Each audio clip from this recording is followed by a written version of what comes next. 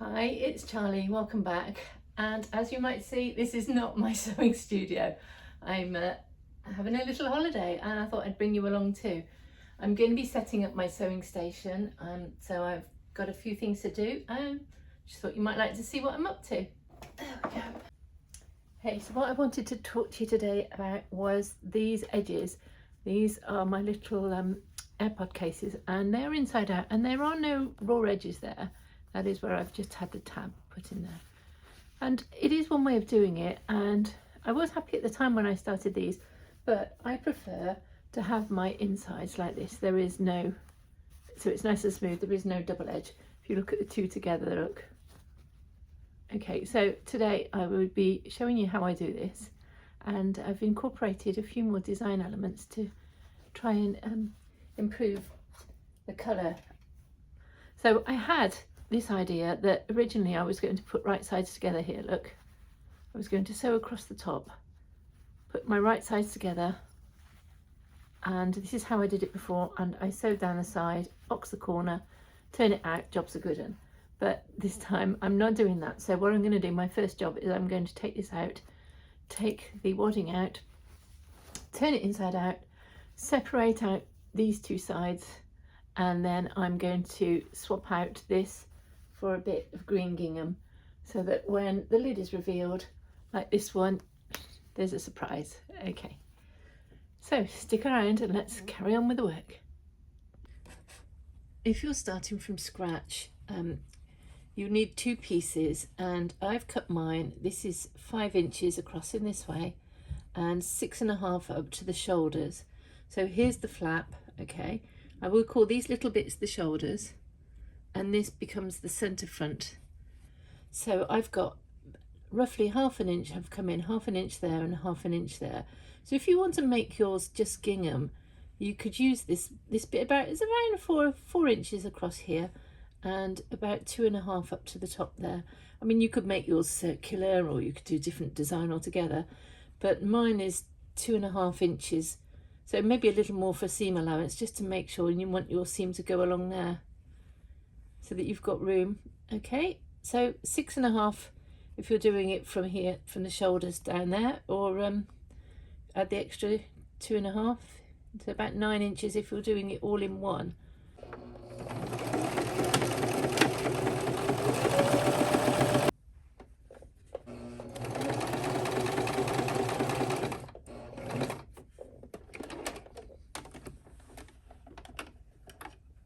And I'll see you in a second.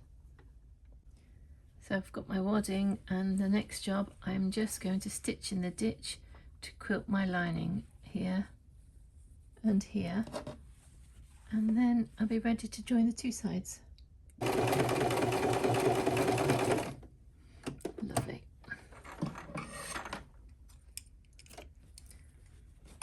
So my my outer is quilted. Don't forget to pop your tab on. I forgot. Oops. I'm going to join the top seam,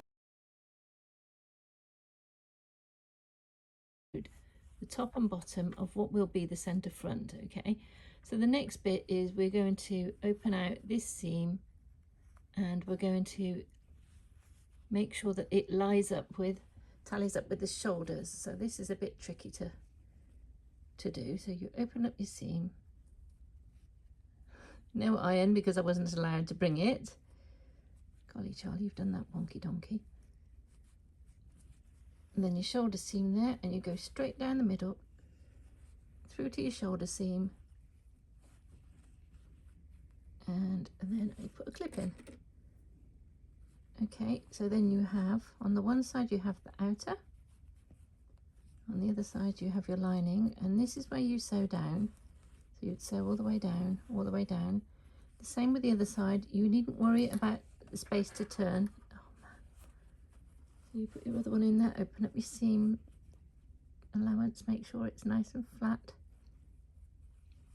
Okay, put your clip in. So you sew all the way down, all the way down, all the way down, and then you box your corners. So if I've sewn this one and I want to box my first corner here, I will open it up and I will pull that to a triangle shape, and then I'll sew crosswards.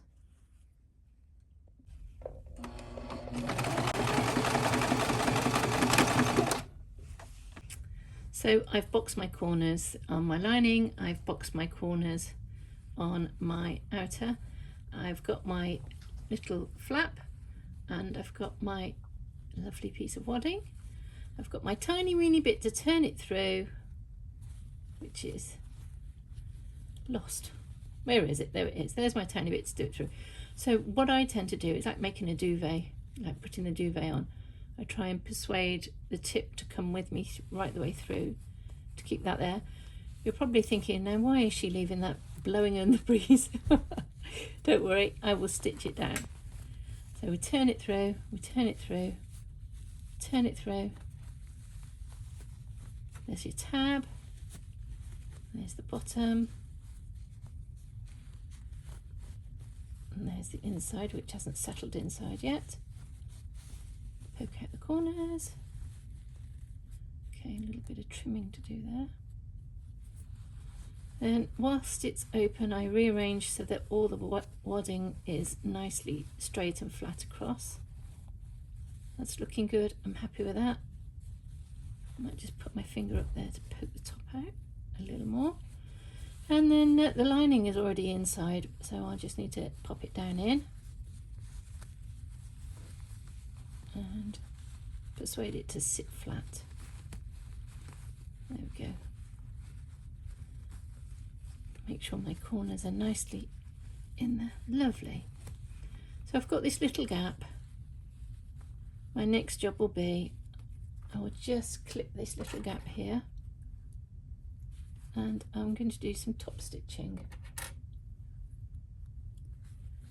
I usually start here and I top stitch around here, around the front, so that draws these two together, around here, and then I come a little bit further inland and then I go up here so that I'm definitely grabbing in all of the wadding, and then back down it comes, back down and around there, and then we'll get on to the last bit.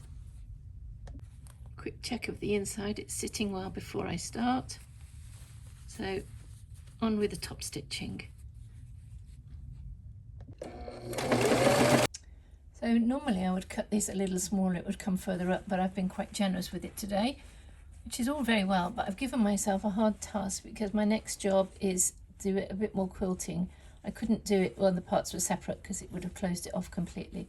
So now I've turned, I can stitch in the ditch across here and quilt the front to the back with the lining.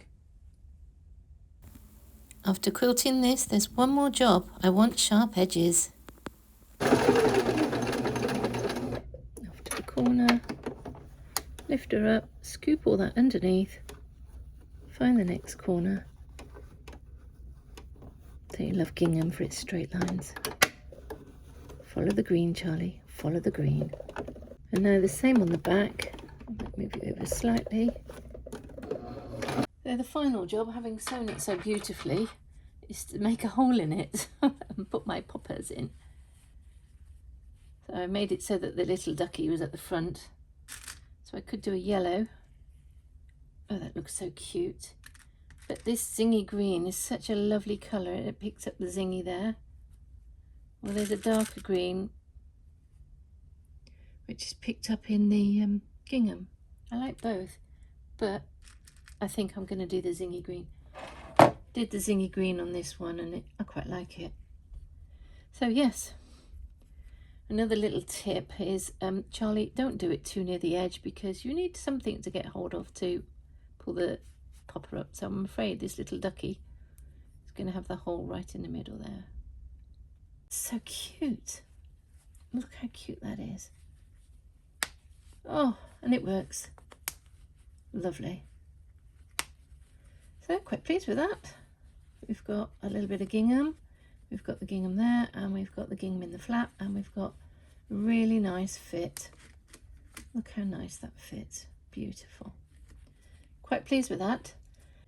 So there they all finished and ready to be put online or go to my next craft sale. And if you're interested, I'm on a Cunard ship and I'm in Norway. And this is Charlie signing off, saying thanks for listening, thanks for watching, see you in the next one. As you can see here, I made 24 of them. Bye!